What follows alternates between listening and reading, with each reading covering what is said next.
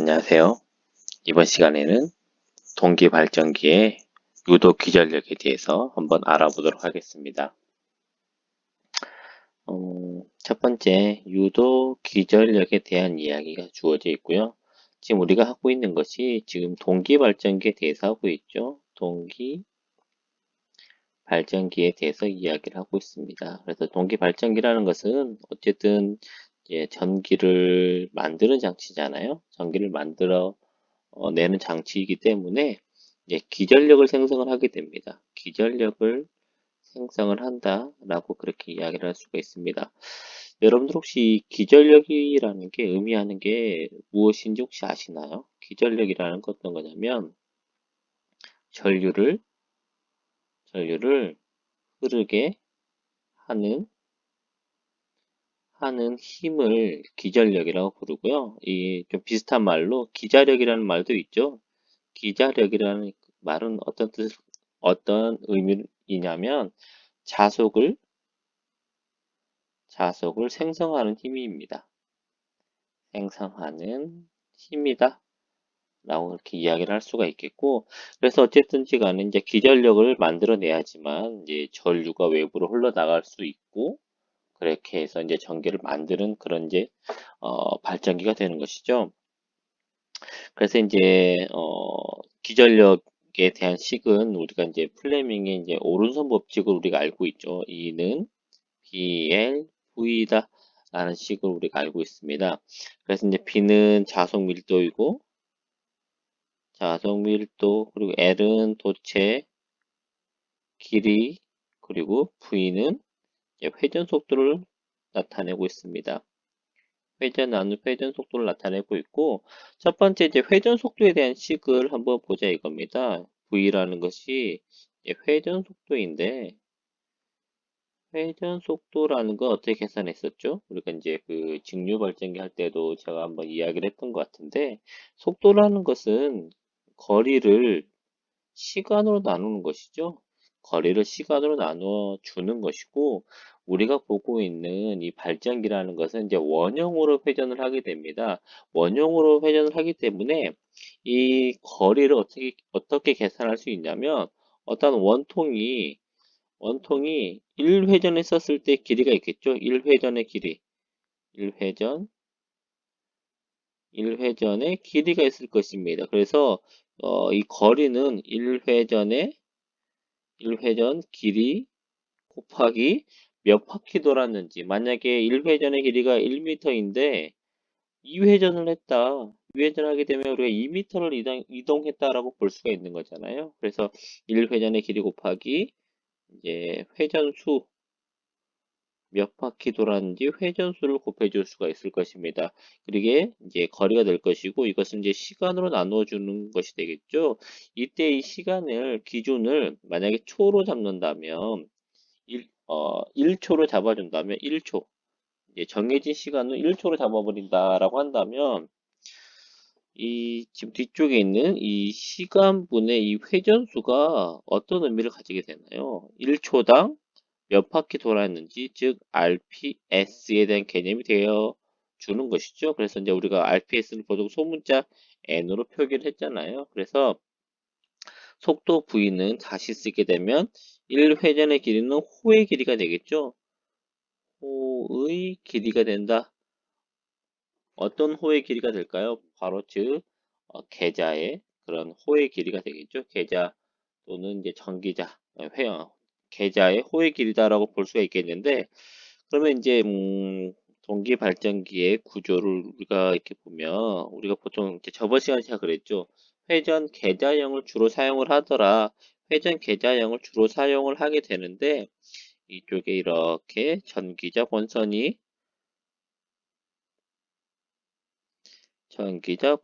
연결되어 있고 이렇게 내부에 이렇게 형성되어 있습니다. 그래서 이게 계좌이죠. 계좌가 이렇게 만들어져 있습니다. 그러면 계좌의 직경이라는 게 있겠죠. 직경.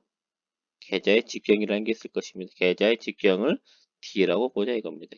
계좌의 직경을 D다. 라고 한다면 이제 계좌 직경 호의 길이는 파이 d가 되겠죠. 파이 d 곱하기 초당 회전수인 n이다 라고 쓸 수가 있을 것입니다. 그리고 이때 이 회전 속도가 우리가 지금 동기기에 대해서 하고 있잖아요. 그렇기 때문에 이 회전의 속도는 동기 속도다라고 해서 싱크로노스의 약자인 s를 붙여서 이렇게 표기를 하게 됩니다. 그래서 파이 d ns가 되고 초당 회전수를 분당 회전수로 나타내면 파이 d 곱하기 60분의 분당 회전수로 이렇게 표기할 수 있게 된다.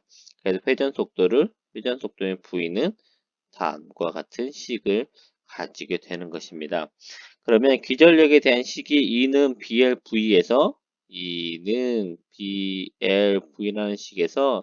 BL 곱하기 파이 d 60분의 ns이다 라는 식으로 이렇게 이제 발생되는 유도 기전력에 대한 식을 우리가 이제 계산할 수 있습니다. 근데 여기에서 이제 중요한 게 어떤 거냐면 이제 자속 밀도가 이제 중요한데요. 이 지금 전기자 위쪽에 있는 전기자 코일의 입장에서 보게 된다면 이 자석이 계속 회전을 하잖아요. 그쵸? 계속 회전을 해서 가까이 오면 자석 밀도가 강해질 것이고 멀어지면 자석 밀도가 약해진다는 것입니다. 그래서 이 자석 밀도가 계속 변화하는 순시값을 가지게 돼요. 순시값의 형태로 나타나게 됩니다. 즉 사인파의 모양대로 가까워지면 높아졌다가 약해졌다가 높아졌다가 약해졌다가 이런 식으로 마이너스 n극이 한번 왔다가 s극이 왔다가 n극이 왔다 s극이 왔다 이렇게 자석이 사인파 형태로 계속 변화하는 순시값의 형태를 가지게 되는 것입니다. 그래서 이때 만들어지는 이 기전력도 순시 기전력이다라고 이야기할 수가 있어요. 순간적으로 발생하는 그런 기전력이다라고 볼 수가 있는데 이 순간순간마다 이 가지는 값은 계속 변화하기 때문에 그렇게 큰 의미를 가질 수가 없습니다. 그러면 우리가 이 값을 이제 어떤 값으로 쓰려고 하냐면 그러면 순식값이 아니라 평균값을 계산해 보자 이겁니다. 평균값으로 우리 이야기를 한번 해보자. 그래서 이 평균을 나타내는 이 평균 값을 계산하려고 보니까 이때에 가지는 이 자석 밀도도 평균 자석 밀도를 가져야 되겠죠. 평균 자석 밀도 곱하기 파이 d 60분의 n s이다로 이렇게 이제 평균 기전력을 다음과 같이 나타낼 수가 있습니다. 그런데 이제 우리가 발전기를 설계할 때 있어서 이제 여러분들이 발전기를 설계할 겁니다. 발전기를 만들 건데 여기에 쓰이는 계좌의 자속은 여러분들이 이미 알고 있는 값으로 이렇게 설계를 하게 되겠죠. 그래야지만이 얼마큼의 기전력이 생성되는지를 알 수가 있을 것입니다. 그래서 우리가 이제 뭘 알고 있냐면 몇 개의 극을 할 건지 극수는 알고 있어요. 극수도 알고 있을 것이고 그 다음에 자속 한 일극의 자속도 알 수 있습니다. 만약에 영구자석이면 영구자석의 세기를 측정하면 될 것이고요. 또는 만약에 전자석이다라고 한다면 기자력을 측정하면 되겠죠. 기자력이라는 것이 암페어 턴이잖아요. 그래서 거기에 흐르는 전류와 권선수가 몇 번 감겨져 있는지에 대한 크기를 가지고 기자력으로 이 자속의 값을 이제 계산을 해 줄 수가 있습니다. 그래서 이미 계좌의 극수와 한 극의 자속은 우리가 알고 있는 값이다. 라고 이렇게 이야기를 할 수가 있겠고요. 그러면 이제 극수 곱하기 한 극의 자속은 계좌에서 생성하는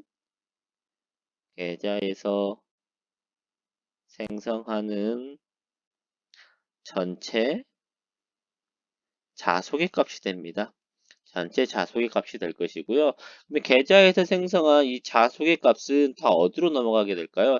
N극에서 나와서 전기자를 거쳐서 다시 S극으로 들어오게 되고 N극에서 나와서 전기자를 거쳐서 다시 S극으로 들어오게 된다. 그래서 계좌에서 생성된 전체 자속은 모두 누구한테 넘어가냐면 모두 전기자의 입력된다라고 볼 수가 있겠습니다. 전기자에 입력된다라고 이야기할 수가 있겠고요. 왜 전기자에 입력된다라는 값을 우리가 계산하려고 하냐면 기전력을 생성하는 그 곳은 곧 전기자라는 곳입니다. 그래서 이 자속 밀도가 가지는 의미는 전기자의 자속 밀도예요.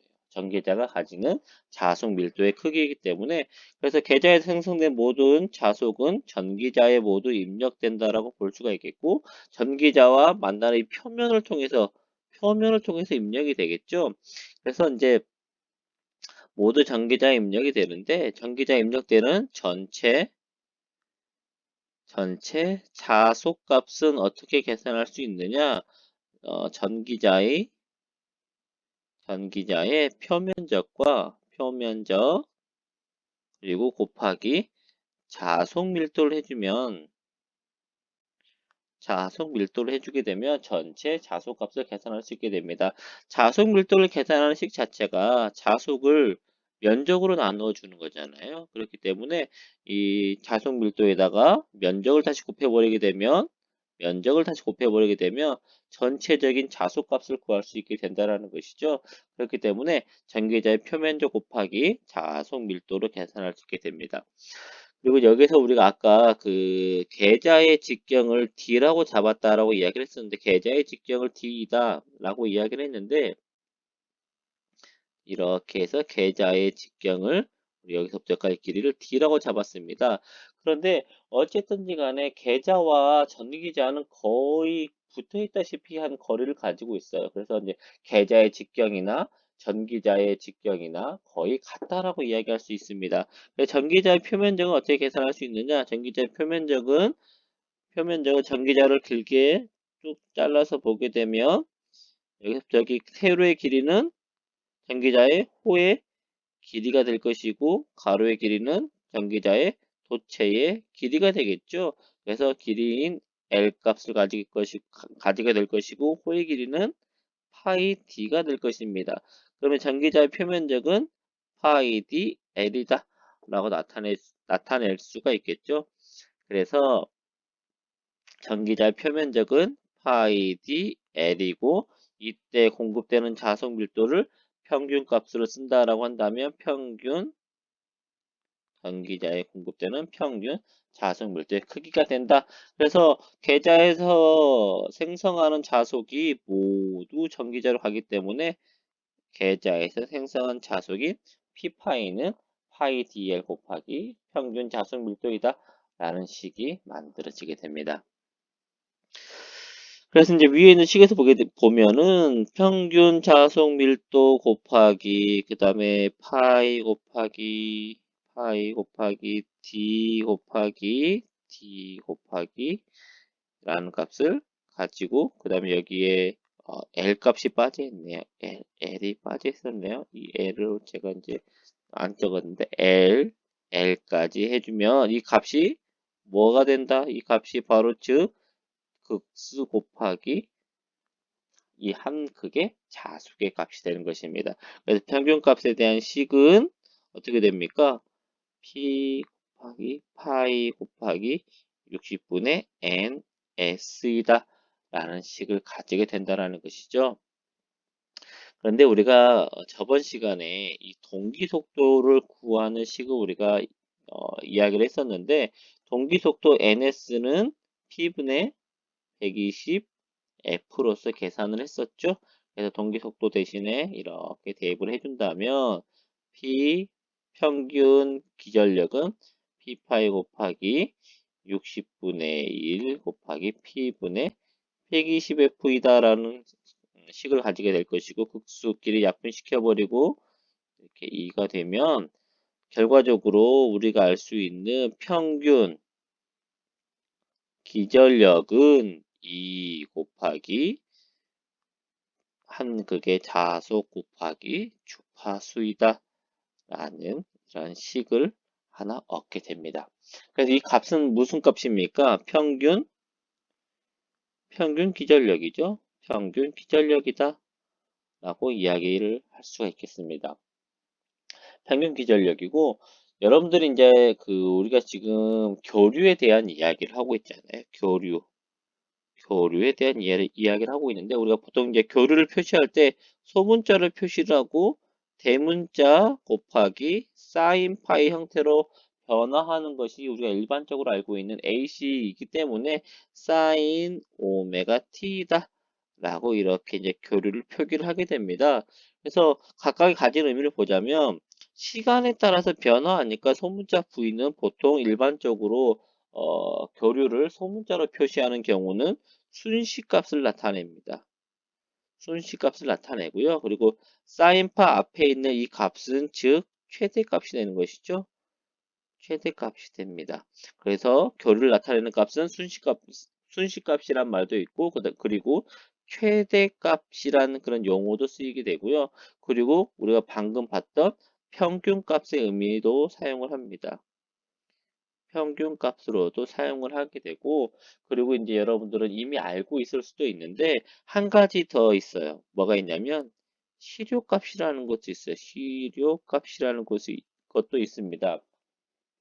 그래서 이제 실효값을 가지는 의미는 어떤 거냐면 이제 실제 효력을 가지는 값이다라고 생각을 하시면 되겠습니다. 실제 효력을 가지는 값이고 그래서 이제 AC 교류를 가지고 어떤 일을 했는데 과연 이 일이 실제 얼마만큼의 일을 했느냐를 나타내는 값이다. 라고 이제 여러분들 생각을 하시면 되겠고요. 그래서 이제 A씨의 가장 큰 단점이라는 게 어떤 거냐면 시간에 따라서 값이 계속 변화하더라라는 것이죠. 계속 변화하기 때문에 변화하는 값을 가지고는 이렇게 이제 직접적인 비교를 할 수가 없습니다. 실제 얼마큼 일을 했는지. 그래서 실효값이 가지는 의미는 교류로 한 교류로 소모한 에너지를 어떻게 직류로 환산한 값이다. 환산한 값을 즉 실효값이다라고 이야기를 합니다. 그래서 직류로 환산한 이유는 직류는 변화하지 않는 값이잖아요. 전압과 전류가 변화하지 않는 값이기 때문에 직류로 환산한 값이다라고 이야기를 할 수가 있겠습니다. 그래서 전력의 개념을 가지고 이제 이야기를 하게 됩니다. 그래서 이제 전압을 기준으로 보았을 때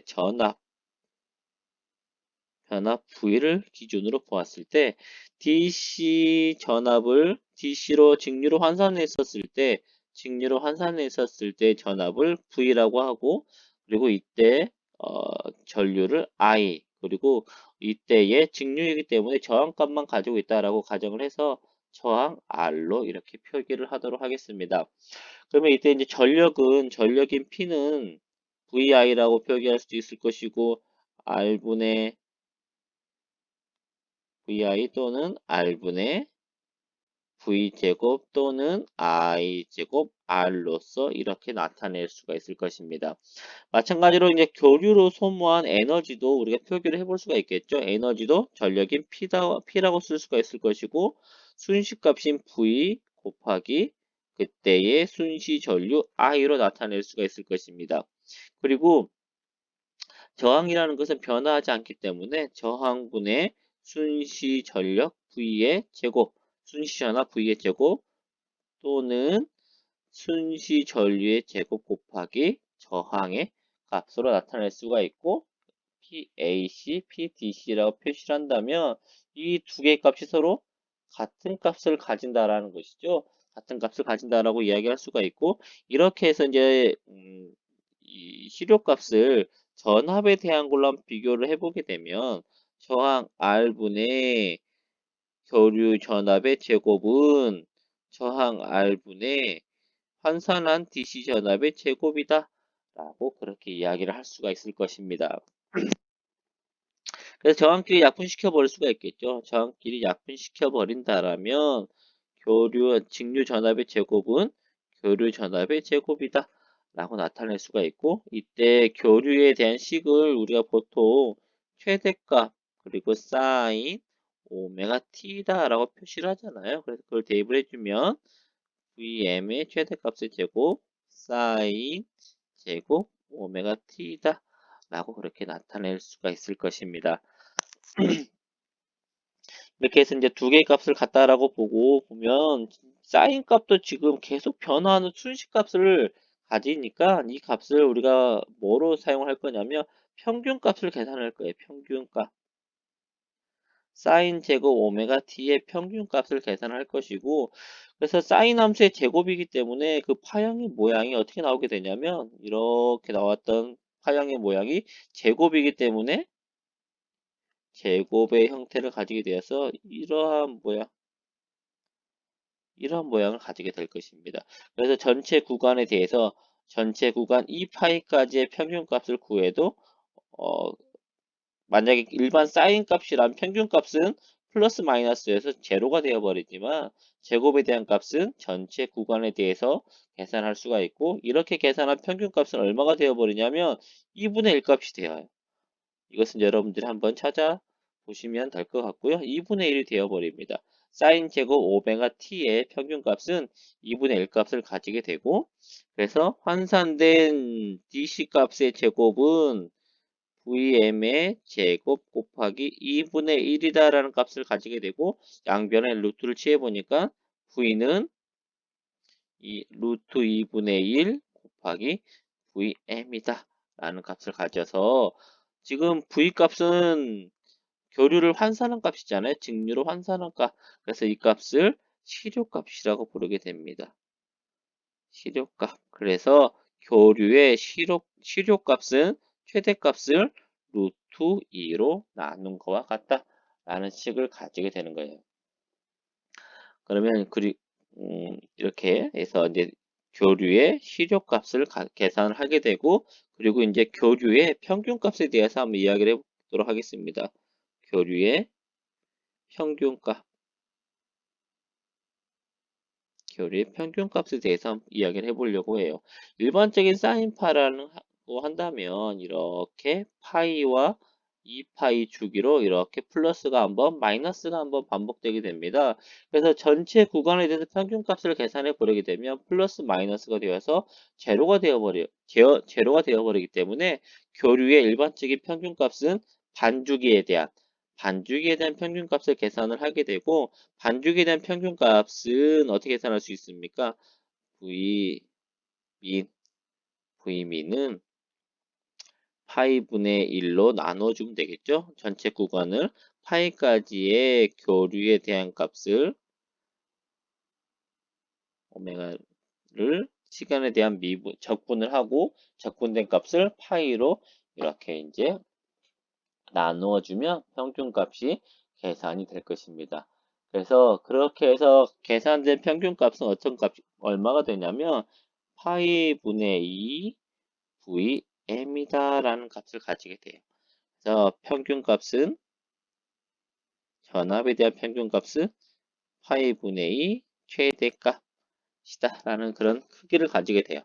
제가 왜 이 값을 실효값과 이 평균값을 계산한 이유는 왜 그러냐면, 우리가 앞서서 발생되는 유도 기전력에 어떤 값을 계산했냐면 발생되는 유도 기전력의 평균값을 계산해 놨습니다. 평균값이 2 파이 F이다라고 평균값을 계산했어요. 근데 우리가 실제 필요한 값은 평균 기전력이 필요한 게 아니라 실효값을 알고 싶은 거예요. 실효값이 과연 얼마인지, 발생되는 기전력의 실효값이 얼마인지 알고 싶다라는 것입니다. 그래서 이 일반적인 AC의 관계를 가지고 한번 역으로 한번 따라가 보자라는 것이죠. 그래서 실효값은 최대값을 루트 2로 나누어 주는 것이고, 그리고 평균값은 8분의 2 곱하기 최대값이라는 것이죠. 그러면 이 식에서 최대값에 대한 식으로 정리를 해버리게 되면 최대값은 2분의 파이 곱하기 v 민이다라는 값을 가지게 되는 것입니다. 그럼 이 값을 위쪽에다가 이렇게 대입을 시켜줄 수가 있겠네요. 그러면 실효값은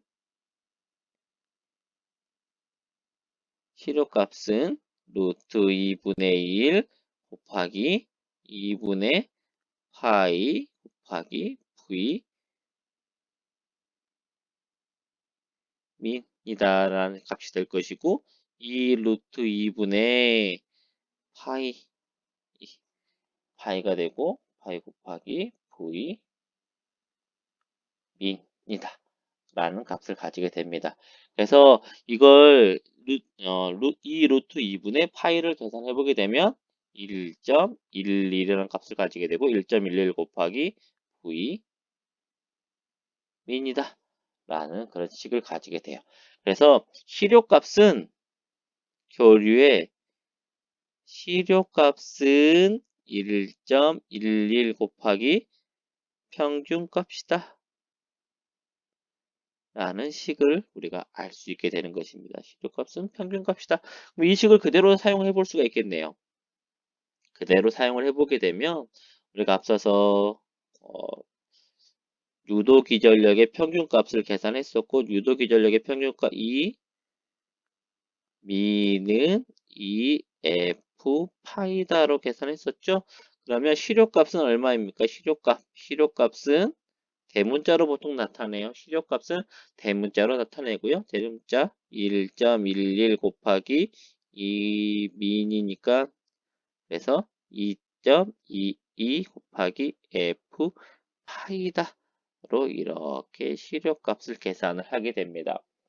그러면 이때 이 시료값은 누구에 대한 시료값이냐라고 본다면 전기자 도체 한 개입니다. 전기자 도체 하나에서 만들어지는 기전력의 시료값이 됩니다. 그런데 이 하나의 권선은 도체 몇 개가 어, 모여야지만 한 개의 권선이 되냐면 권선이라는 것은 들어갔다가 다시 돌아서 나와야지만 한 바퀴가 감겨져 있다라고 이야기를 할 수가 있겠죠. 1권선은 도체가 몇 개? 도체가 두 개입니다. 두 개이기 때문에 1권선의 기전력은 1도체의 기전력 곱하기 2다라고 이야기할 수가 있는 것이죠. 그렇기 때문에 1권선의 기전력 2는 하나의 도체 기전력에다가 곱하기 2를 해줘야 돼서 그래서 4.44 곱하기 주파수 곱하기 한극의 자속의 값을 가지게 됩니다. 그리고 만약 이때의 권선의 수가 오메가의 개를 가지고 있다. 오메가 개만큼을 갖고 있다라고 한다면 지금 이제 우리 교재가 오메가로 표시가 되어 있어서 제가 이제 오메가라고 이렇게 나타내고는 있는데 오메가로 쓰는 것보다 n이라고 표시를 하도록 할게요. n개의 권선수를 갖고 있다고 한다면 n개의 권선에 의해 생성되는 기전력은 어떻게 계산할 수 있냐면 한 개 1권선의 기전력에다가 권선수를 곱해주면 되겠죠? 1권선 기전력 곱하기 권선수가 될 것입니다. 그렇기 때문에 1권선의 기전력은 4.44 곱하기 주파수 곱하기 자속이고 이때 전체 권선수는 n개. 그래서 우리가 이제 최종적으로 구하고자 하는 이 기전력의 크기 동기발전기에서 만들어지는 전체적인 기전력의 크기는 4.44 곱하기 주파수 곱하기 한 극의 자속 곱하기 권선수이다 라는 식을 가지게 됩니다. 그래서 여러분들 교재에 보게 되면 교재에서 봤을 때 이 식이 되는 것이죠. 지금 이 식이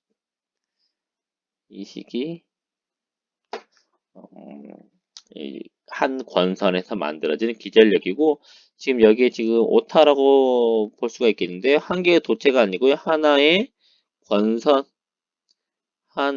권선에서 발생하는 기전력이고 2층권이다라고 라는 표현보다는 도체 두 개이다라고 이야기할 수가 있겠습니다. 도체 두 개. 2층권이 아니라 도체 두 개이죠. 도체 두 개가 모여야지만 하나의 권선이 되기 때문에 한 개의 권선에서 발생하는 기전력은 다음과 같이 계산할 수가 있고, 오메가 대신에 그냥 n이라고 우리 쓰도록 할게요. n으로 이제 앞으로 권선수는 n으로 표시하도록 하겠습니다. 그래서 오늘 이제 제가 이야기하려고 하는 것은 이제 한 개의 권선에서 만들어지는 기전력까지만 이야기를 할 거고요. 그 아래쪽에 보게 되면 이제 뭐 분포권이네, 단절권인에 대한 그런 이야기가 있습니다. 이 부분에 대해서는 다음 시간에 분포권이 무엇이고 단절권이 무엇인지에 대한 이야기를 하면서 그거에 대한 권선 계수까지 이야기를 해보도록 할게요. 오늘은 여기서 마치도록 하겠습니다.